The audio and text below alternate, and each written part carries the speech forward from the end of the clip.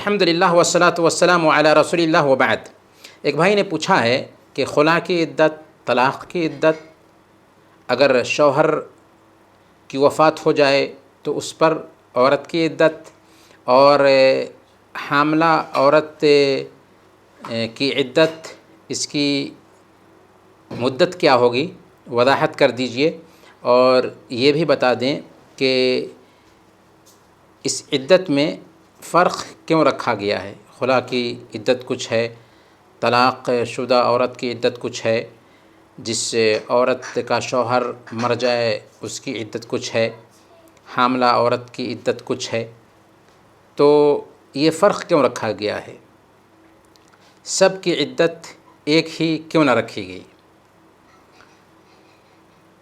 دیکھیں، اچھا سوال ہے، اس کو ہم سمجھ لیتے ہیں۔ سب سے پہلے خلا کی عدت۔ خلا میں یہ ہوتا ہے کہ اگر شوہر کے اندر کوئی کمی پائی جا رہی ہے تو بیوی جدائی اختیار کرتی ہے اپنے شوہر سے، کچھ دے کر کے جدائی اختیار کرتی ہے۔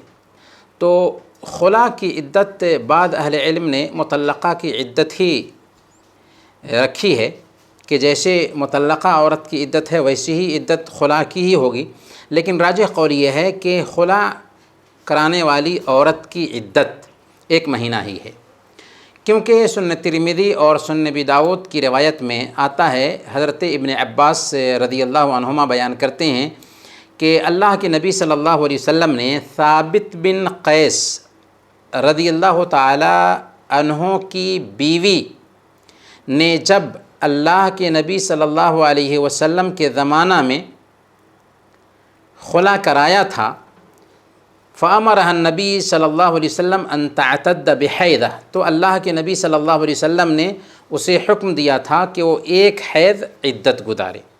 اس سے پتہ یہ چلا کہ خلا کرانے والی عورت کی عدت 1 حیض ہے۔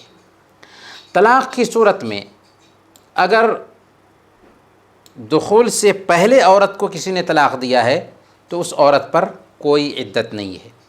اللہ تعالیٰ نے فرمایا، یا ایھا الذین آمنوا اذا نکحتم المؤمنات ثم طلقتموهن من قبل ان تمسوهن فما لكم علیہن من عدت تعتدونها فمتعوهن وسرحوهن سراحا جمیلا، کہ اے ایمان والو، جب تم مومن عورتوں سے نکاح کرو پھر ہاتھ لگانے سے پہلے یعنی دخول سے پہلے ہی طلاق دے دو تو ان پر تمہارا کوئی حق عدت نہیں ہے جسے تم شمار کرو، گویا کہ ان کے اوپر کوئی بھی عدت نہیں ہے۔ ہاں، تمہیں چاہیے کہ کچھ نہ کچھ ان کو دے دو اور بھلے طریقے سے ان کو علیحدہ کر دو، رخصت کر دو، گویا کہ دخول سے پہلے اگر طلاق دیتے ہیں کسی عورت کو تو اس عورت کے اوپر کوئی عدت نہیں۔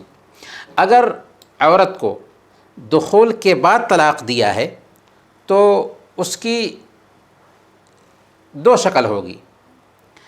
وہ عورت حیض والی تھی تو اس کی عدت 3 طہر یا 3 حیض ہے۔ اللہ تعالیٰ فرماتا ہے، والمطلقات یتربصن بانفسہن 3 قروء، کہ طلاق والی عورتیں اپنے آپ کو 3 حیض تک روکے رکھیں گی۔ البتہ جن عورتوں کو حیض آنا بند ہو گیا ہو، جس کو عائسہ کہتے ہیں، یا جن عورتوں کو ابھی حیض آیا ہی نہیں ہے، ان عورتوں کی عدت 3 مہینہ ہے۔ اللہ تعالیٰ فرماتا ہے، واللائی یئسن من المحیض من نسائکم ان ارتبتم فعدتہن 3 اشہر واللائی لم یحضن، یعنی تمہاری عورتوں میں سے جو عورتیں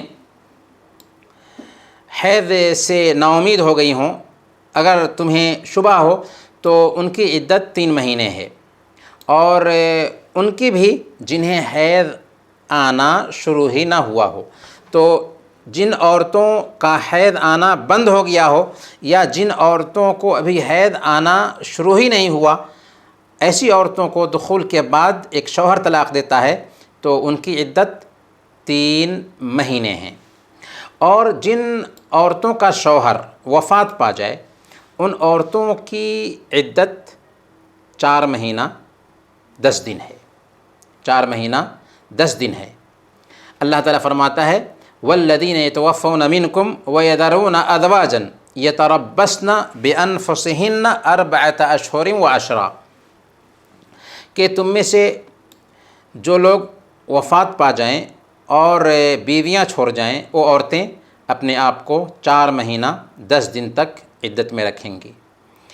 اور حاملہ عورت کی عدت وضع حمل ہے، جب تک کہ بچہ جن نہ دے تب تک کہ وہ عدت میں رہے گی۔ اللہ فرماتا ہے وَأُولَاتُ الْأَحْمَالِ أَجَلُهُنَّ أَن يَضَعْنَ حَمْلَهُنَّ، اور حاملہ عورتوں کی عدت وضع حمل ہے۔ اب آئیے ہم عدت کی مدت جاننے کے بعد اس میں جو حکمت پائی جاتی ہے اس حکمت کو بھی جان لیتے ہیں۔ سب سے پہلے خلا کو دیکھتے ہیں۔ خلا میں چونکہ علیحدگی ہوتی ہے، اس میں دوبارہ رجوع کا امکان نہیں پایا جاتا ہے، جدائی ہو گئی، اس لیے اس میں 1 مہینہ کی عدت رکھی گئی ہے کہ 1 مہینہ میں ہی پتہ چل جائے گا کہ عورت آیا حمل سے ہے یا نہیں ہے۔ رہی بات طلاق کی عدت کی، تو جس عورت سے دخول ہی نہیں کیا تھا اسے طلاق دیا ہے تو ظاہر سی بات ہے کہ اس کے لیے کوئی عدت ہی نہیں ہے، کیونکہ اس کے لیے عدت کا کوئی سبب پایا ہی نہیں جاتا۔ ہاں، مدخولہ عورت کی عدت 3 مہینہ رکھی گئی ہے، یا 3 حیض اور 3 پاکی ہے، کیونکہ اس میں رجوع کرنے کا اختیار ہوتا ہے۔ شوہر کو چاہیے کہ سوچ سمجھنے اور اپنے معاملے پہ غور کرنے کا موقع دیا جائے، اور اس مدت میں یہ بھی واضح ہو جائے گا کہ آیا عورت حمل سے ہے یا نہیں ہے۔ اس لیے اس کی عدت 3 مہینہ کے قریب رکھی گئی ہے۔ رہی بات یہ کہ شوہر کی وفات پر 4 مہینہ 10 دن عدت گزارنے کی کیا حکمت ہے، تو چونکہ شوہر کی وفات کا غم بہت زیادہ ہوتا ہے، شوہر کی جدائی کا سوگ باپ کی وفات، بھائی کی وفات اور دوسرے تمام رشتہ داروں سے زیادہ ہوتا ہے۔ اسی لیے صرف عورت کے لیے یہ حکم رکھا گیا کہ وہ 4 مہینہ 10 دن تک عدت گزارے گی، سوگ میں رہے گی، اور ہر زینت کے سامان سے بھی اس مدت میں اسے روک دیا گیا۔ ایک عورت کو اگر شوہر کی وفات کے فوراً بعد دوسری شادی کی اجازت دی جاتی تو خود اس کے لیے قابل برداشت نہیں تھا، اور سماج اور معاشرہ بھی اسے مایوس سمجھتا، اور اسلام چونکہ فطری دین ہے اس لیے 4 مہینہ 10 دن کی عدت رکھی گئی۔ اسی طرح 4 مہینہ 10 دن میں حمل بھی پورے طور پر ظاہر ہوتا ہے، اور بچے کے اندر روح پھونک دی جاتی ہے۔ اس بیچ میں امام ابن کثیر رحمۃ اللہ علیہ نے امام سعید بن مسیب وغیرہ سے یہ نقل کیا ہے کہ 4 مہینہ میں حمل پورے طور پر ظاہر ہو جاتا ہے اور بچے کے اندر حرکت پیدا ہو جاتی ہے۔ پھر 10 دن کا جو اضافہ کیا گیا، کیونکہ انہی دنوں میں روح پھونکی جاتی ہے، یہ قول امام سعید بن مسیب کا ہے۔ لیکن چونکہ دوسری چیزوں کی بھی اس میں رعایت کی گئی ہے، اس لیے وہ عورت بھی عدت گزارتی ہے جو آئسہ ہے، جس کا حیض آنا بند ہو گیا ہے، جو بچہ پیدا کرنے کی صلاحیت کھو چکی ہے، یہاں تک کہ 80 سال کی عورت بھی، اس کے لیے بھی عدت گزارنا ضروری ہے۔ اور یہ عدت کتنی ہوگی؟ 4 مہینہ 10 دن تک، 40 دن نہیں جیسا کہ کچھ جاہل عورتیں سمجھتی ہیں۔ اور یہ بھی یاد رکھیں کہ علماء نے یہ جو حکمتیں بیان کی ہیں عورتوں کی عدت کے بارے میں، علماء کی یہ حکمت اصل میں معیار نہیں ہے، ہمارے لیے معیار اللہ اور اس کے رسول کا فرمان ہے۔ کیونکہ کوئی کہہ سکتا ہے کہ آج میڈیکل ٹیسٹ سے پتہ چل جاتا ہے کہ عورت حمل سے ہے یا نہیں، تو عدت کی کیا ضرورت ہوگی؟ نہیں، اس میں اور بھی بہت ساری حکمتیں ہیں جن کو کبھی ہم سمجھ پاتے ہیں اور کبھی ہم نہیں سمجھ پاتے، بلکہ بعض اہل علم نے تو یہ کہا ہے کہ عدت کا مسئلہ بنیادی طور پر تعبدی مسئلہ ہے، اور ہمیں حکم یہ دیا گیا ہے کہ ہم اللہ اور اس کے رسول کے حکم کے سامنے سر ٹیک دیں۔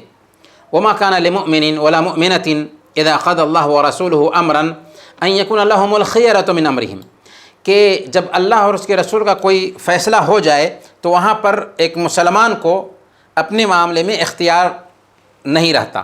تو اگرچہ عدت کی حکمت بتائی گئی ہے اور علماء نے اس کی وضاحت کی ہے، لیکن حکمت ہی سب کچھ نہیں ہے، بلکہ اللہ اور اس کے رسول کا حکم ہے، تو حکم کے سامنے ایک عورت کو سر ٹیک دینا ہے اور اسی انداز میں عدت گزارنی ہے جو عدت شریعت نے عورتوں کے لیے طے کی ہے۔ وصلی اللہ علی نبینا محمد وعلی آلہ وصحبہ اجمعین۔